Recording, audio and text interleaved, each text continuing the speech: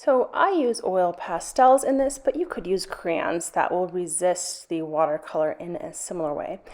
This first layer is really light. I'm just trying to get the basic shape in. And I'm not actually drawing this fast. I'm taking a little more time. This is sped up. Now I'm going to go in and add some different textures. Just kind of playing.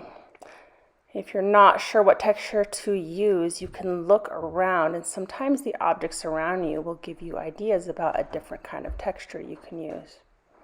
Or you can see what your friends are using for their textures, and that can give you some great ideas too.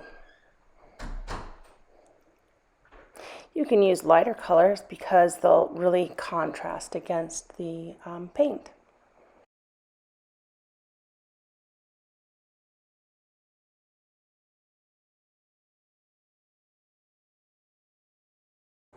When you're finished using these watercolor palettes, it's always a good idea to wash this part because otherwise it will drip into the paint and make the colors less beautiful.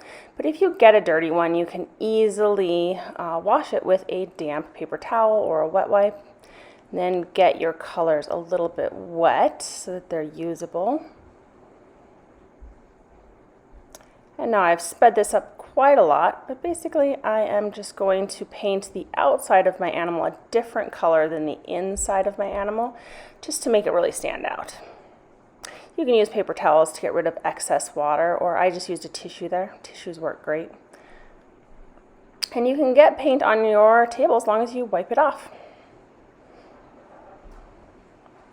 Okay, now everything has dried, and I am going to add some colors inside the bird to really make those patterns come out in an interesting way.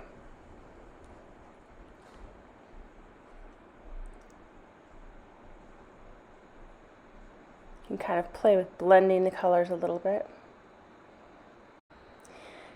Now you can see that if you use colors that are a bit different than the colors you used, that's really going to bring out that pattern. But if you use colors that are kind of close on the color wheel, that can also be pretty interesting because then the pattern is just a little bit more subtle, which is not too uncommon in the natural world where it's not a super huge contrast and there's a lot of subtlety to the texture.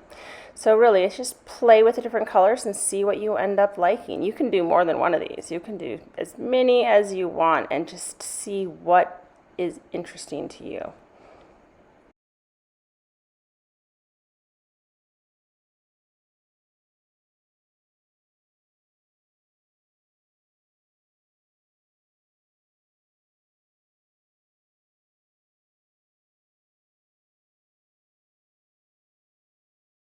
Just use a tissue to get rid of a little of the excess. That can be helpful. So here is another option to creating awesome texture in your animal picture. I am using a styrofoam printing block. So I'm using a colored pencil, but the color that you see is not really part of the artwork. I am pressing down into the styrofoam, and wherever I press down, it won't take the ink. And so that part will be white on your white paper. Now I'm not actually putting in the textures that I see in this llama, but I can if I want to be inspired by some of the textures I see. I've actually look around sometimes when I'm not sure what texture to do. Got this idea a little bit from looking at the desk, the wood texture, and then some of it's just habitual things I like to draw, and like that, I love that shape. It's such a fun texture. But right here is definitely inspired by the wood, and here is inspired by, I don't know, it just felt like doing it. So there's a lot of texture in there. You can see I'm thinking.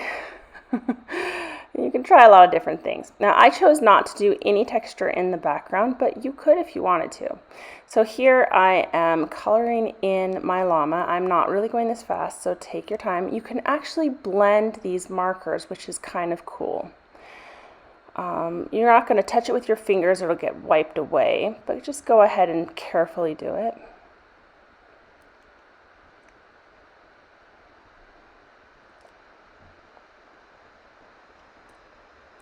I just wanted to play around with the brush a little. It didn't make too much of a difference. Now you can do all sorts of fun things like that and see what works. Okay, now I'm going to wipe off the table so I don't get anything on the paper. Just get my tissue a little wet.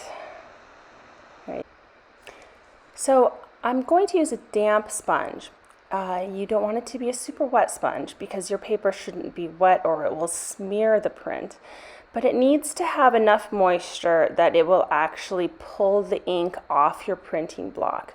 So it's something that you might want to use the little tiny printing blocks I have and just experiment until you figure out what the right amount of wetness is instead of just doing it on your big block that you've spent so much time on. So it's a little bit of an experimentation. Now when you do this part, I need you to hold your paper down onto the printing block with one of your hands so that it doesn't slide around. If it slides around, it's not going to make a very good print. Then there we go. There's the print. I think it turned out pretty well. It got most of the ink. As you can see, it's mostly white here. Then you can wipe off the excess so you can start again. You can use a wet wipe, a damp paper towel, or a damp tissue to do this. All right, now I'm going to do a different color. The fun thing about prints is you have done all the work to put in that texture, and now you can use the markers and do tons of different versions of whatever animal you've done. I like my little llama, and it's going to look very different with green and purple. Instead of doing a bunch of colors in the llama, I just did one and a nice contrasting color in the background. Now another thing you could do is you could do a few different versions like this and then maybe go in and throw some textures in the background. It's totally up to you. And because there are so many versions you can do, this is one project that works really well for getting feedback from your classmates. So you can go to your classmates and ask them to tell you what you've done well, give you suggestions, maybe ask you questions about what you're doing to give you some ideas. Go ahead and wipe off your table. You're going to put your paper down and get it wet. Just take your time. You don't want it to be soaking, but you do want it to be pretty damp.